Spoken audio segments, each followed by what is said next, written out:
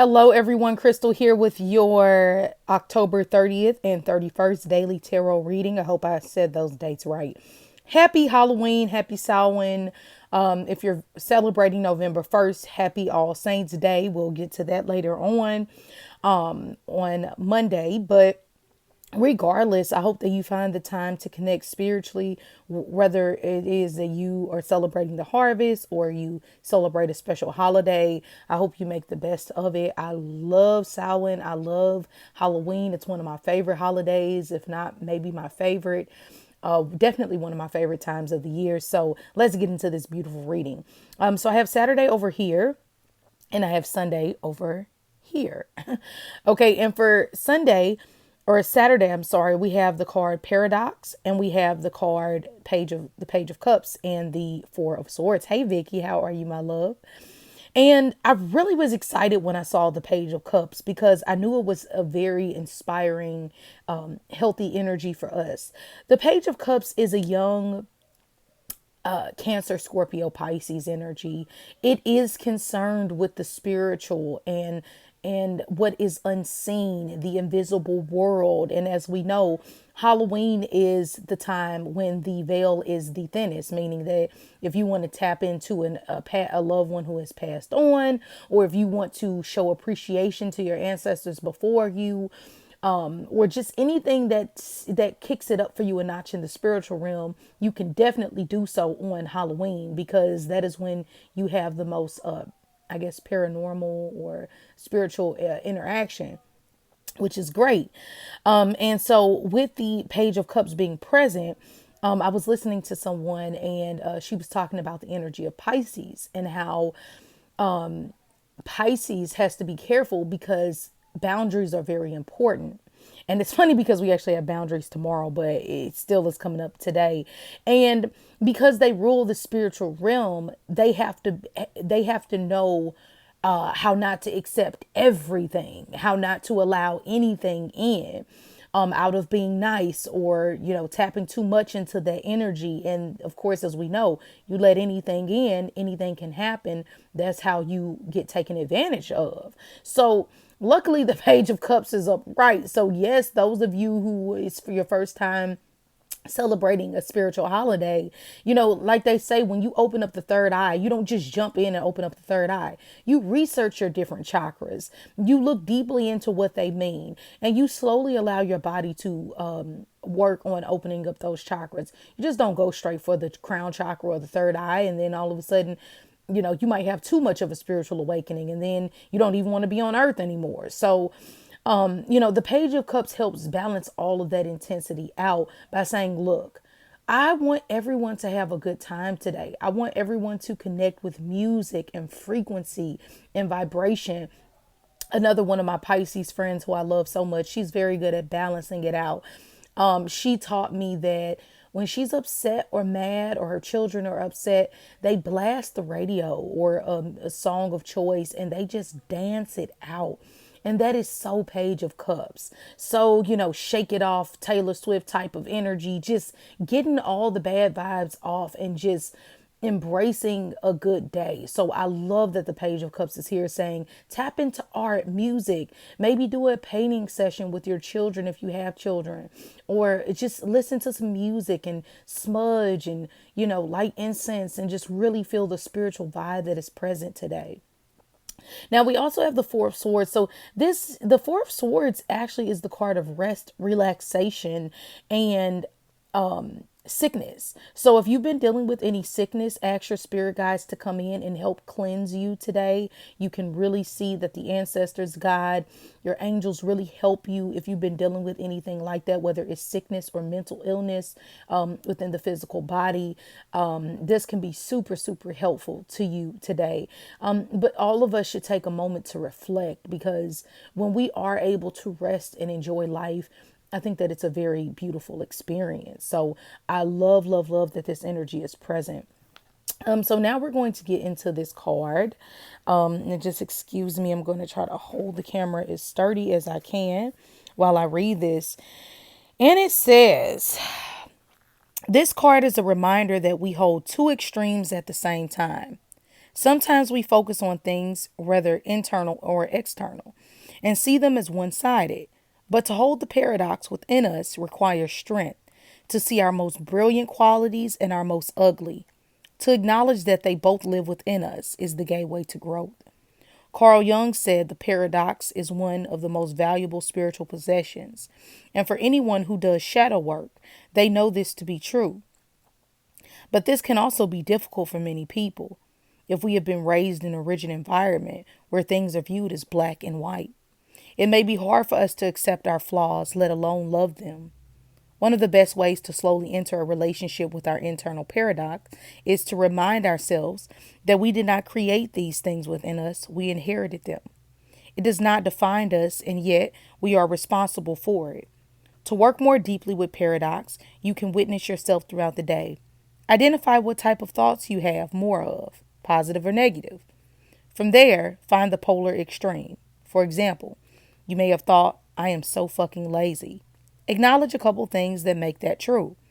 Then find the polar opposite. For example, hardworking, and acknowledge a few things or experiences that prove that you are hardworking.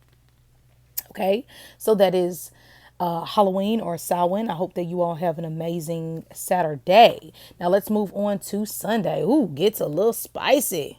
So we have the card Boundaries, and we also have the King of Swords. So I'm going to start actually with the Boundaries card since I'm already into the Oracle energy. And Sunday says that boundaries can be difficult. Boundaries can be a difficult thing to master. Most people are not raised with firm understanding. You know what? Before I even get into this, let me just quickly go back to paradox. For Saturday, don't allow the way that you've been raised to make you feel that you cannot celebrate Halloween. First off, everything is what you make it. There can be extremely, and we have a full moon also on Halloween, so you definitely want to set your intentions. And it is a Halloween more of praying, staying indoors, and resting and connecting with God. And so because the ancients rarely went out on full moons and things like that, of course, it's Halloween. It's a beautiful energy to do a bonfire, do a spiritual dance, things like that are amazing. But some of us were raised, oh, you can't celebrate Halloween because it's celebrating the devil. And it's like, no, it's not. And, if you have a problem with this and you celebrate Christmas, was actually a pagan holiday. And if you're a Christian, then I don't understand why you would really be celebrating it if you don't agree with pagans. So please do your own research. Please do find your own understanding. I've always been the type of person who went to the beat of my own drum because nothing is more accurate than your intuition and your connection with God. The world will tell you anything. You have to be able to have that internal dialogue with yourself and God to know what is good for you and what isn't. I'm not going to not celebrate Halloween because I was raised that it's devil worshiping, and I'm not supposed to give honor or worship the ancestors. Just because you're acknowledging your grandmother who helped raise you, who passed away, does not, and you're giving her love and appreciation, doesn't mean that you're worshiping her and giving and saying that, oh, she is God. But in reality, if you understand that God is within all of us, nothing is wrong with celebrating an ancestor who passed on. So I just want to say that because I know it talked about extreme black and white type of energy you can have with the paradox. So you have to be careful. Now moving forward to Sunday, we have boundaries. And it says boundaries can be a difficult thing to master. Most people are not raised with firm understanding of healthy boundaries and either end up being too closed off or allow themselves to be invaded / they become invaded by others.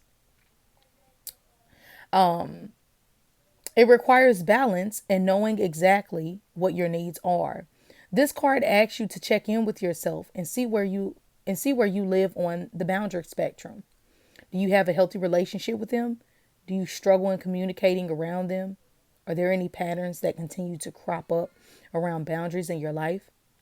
So this is the exercise associated with this. And it says, sit for a minute and allow your body to relax. Begin scanning your body with boundaries in mind. Where do you feel invaded? What lives there? Are there any places in your body that are calling for your attention and asking for more empowered boundaries? Then check in with your throat and heart. Is there anything that wants to communicate about boundaries? Now, this is also associated with yarrow, and it's also associated with black tourmaline. So Sunday, you definitely want to have a piece of black tourmaline with you. Now to get into the tarot, we have the King of Swords in reverse and the Five of Swords in reverse. Yeah, you need that protective stone, because I think it's not by chance or coincidence we have the Four of Swords, and the card that follows it naturally is the Five of Swords. Okay. And so you really have to have that spiritual insight on Halloween, so that come Sunday, you're not a bat out of hell. Like the King of Swords in reverse can be in a to the extreme narcissistic, only seeing one-sided or one way of looking at things, a know-it-all. And it can be anything, just your mind playing tricks on you, not having a healthy dialogue with your family members.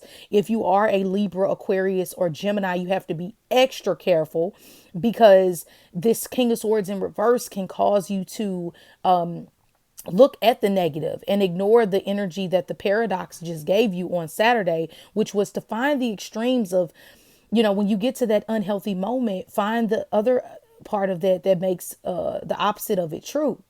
And I think that if you do have those boundaries in saying that, you might be having a crappy day, but that doesn't mean you have to piss on my parade. And also the King of Swords can be good if you use this moment to just re-edit, revise the boundaries in your life. Re-edit, revise how you talk, how you think, what you say. Is it healthy? This can be a very positive weekend. But if you're not careful, come Sunday, you can get into an argument with someone. You can have unhealthy dialogue with yourself. Oh, I should have done this. I made the wrong decision. I'm such a stupid person. Or just flat out just say the wrong thing, and that person just pops off that day and puts a line up with their boundaries, and who you normally maybe talk to in a rude way actually snaps back, or vice versa. So if you notice that someone is having a negative disposition on Sunday, just remove yourself. Just remove yourself. No one has time to argue on spiritual holidays. We ain't got time for that. Okay. So set your boundaries firm come Sunday. And find time for rest, relaxation, and connecting with the spiritual realm this Sunday and Saturday, and you'll have an amazing time. Okay. Protect your energy, my friends. Protect your energy, protect your space. Use this weekend to call upon God, your ancestors, your strongest ancestor, your strongest angel, to protect you and keep you strong throughout the rest of the year going into 2021. Have an amazing, blessed Halloween or Samhain or whatever you decide to celebrate. And I will talk to you later.